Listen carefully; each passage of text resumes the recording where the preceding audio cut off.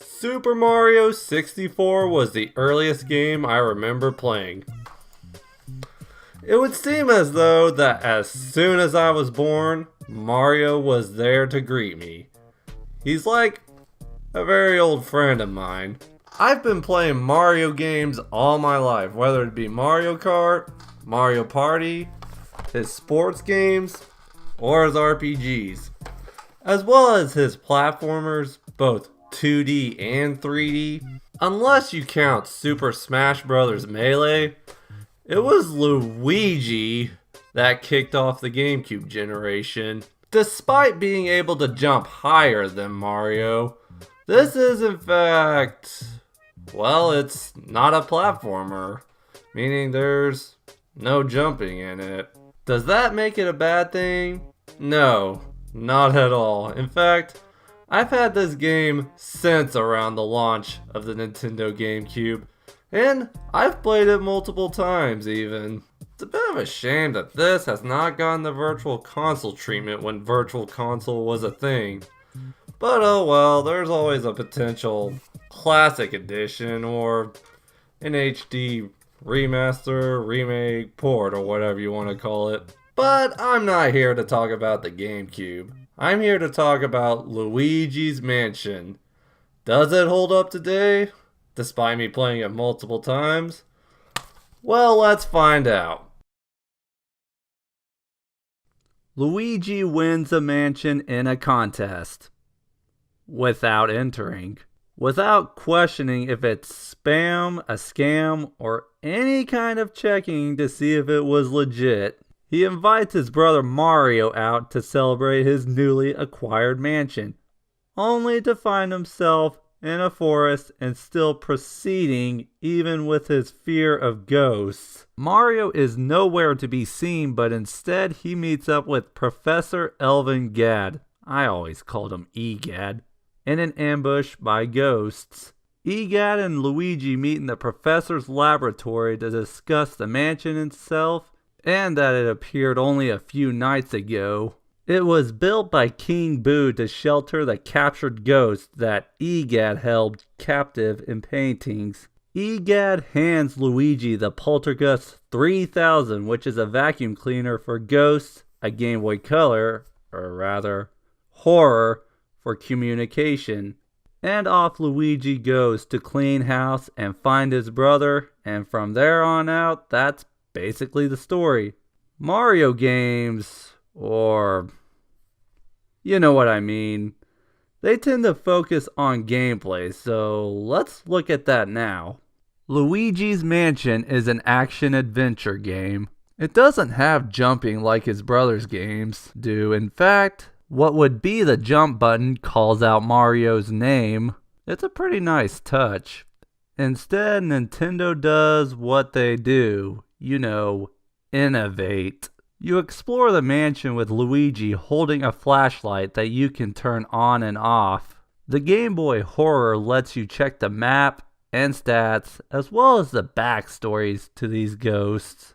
Some of them kind of dark and depressing. You can even scan random objects to see Luigi's thoughts, giving him character and a bit of a personality. You can use it to scan ghosts for weaknesses, and mirrors warp you back to the entrance of the mansion. You can also collect money, more on that later. Remember the Poltergust 3000 that I told you about, that is on Luigi's back? That is your weapon for fighting off ghosts, or rather capturing them. It's pretty simple to use. First, you use your light to shine on ghosts to stun, then that's when you start busting.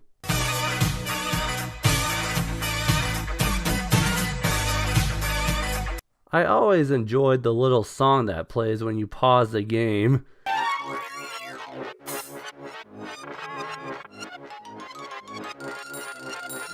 It makes me laugh a bit. You can also get these elemental medallions, which are fire, water, and ice. Some ghosts are implemented with these elements, and they work like rock, paper, scissors. Fire beats ice, ice beats water, and water beats fire.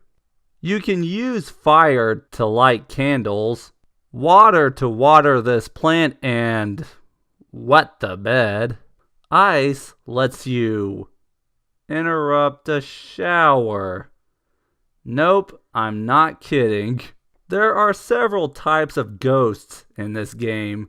Gold ghosts, purple punchers, blue twirlers that slam the ground, and garbage can ghosts that throw banana peels. Grabbing ghosts, which grab Luigi, be careful if it's not white, it'll hurt, and etc. There are also these portrait ghosts.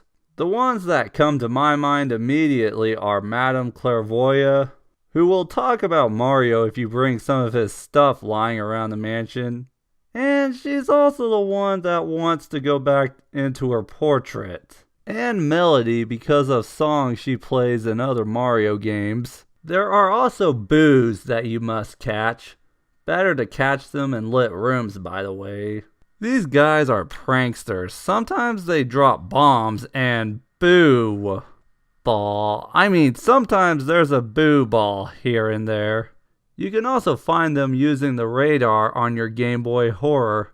Come here, you. Oh, come on. There are 4 bosses in this game.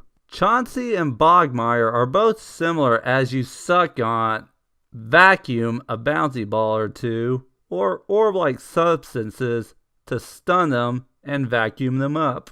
It is after Bogmire that you find out where Mario is. And guess what? He's stuck in a painting.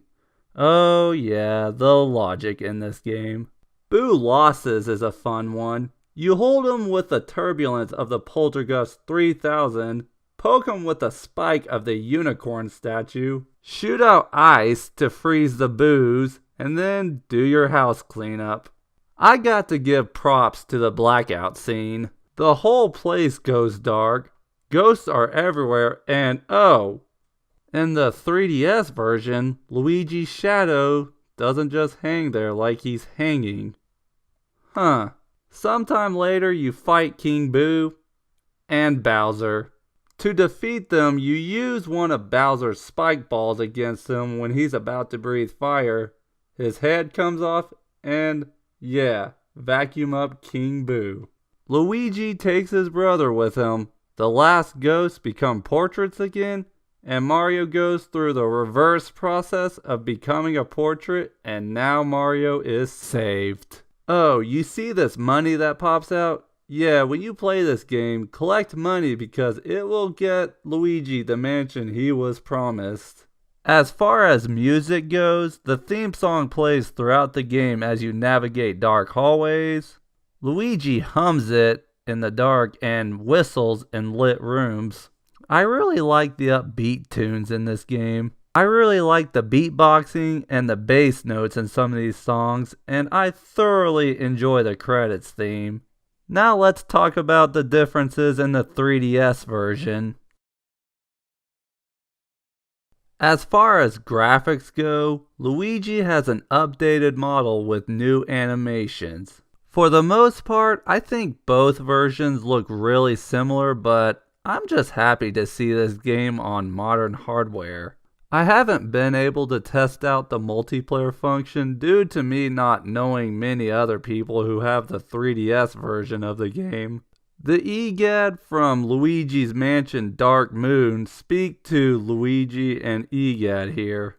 He talks about Gooigi, which would be your partner for co-op if you find another friend with a 3DS and the game. Now, I'm confused. Why doesn't this happen in the GameCube game? Why does it just happen in the 3DS game? Yeah, wibbly wobbly, timey wimey. Makes sense. What are the weeping angels doing here? This version also allows you to use the stroll bulb from Dark Moon to cover a wider area with your flashlight. There are also achievements and a boss rush mode for completionists and people who love boss fights. As for Amiibo, what you see here is what I have, so I wasn't able to test that out for this review either. But here are the compatible amiibo with the functionality of what they do in this game. Now, which version do I like better? Well, I like them both. Like I said, I played this game a lot when it came out.